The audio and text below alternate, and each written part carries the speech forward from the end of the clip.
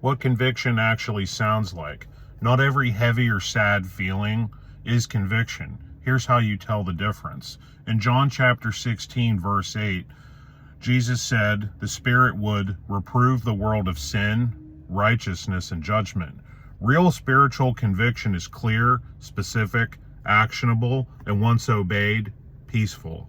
Conviction sounds like this. You sinned here, make it right. You neglected this, return to it. You spoke wrongly, repent and change your mind.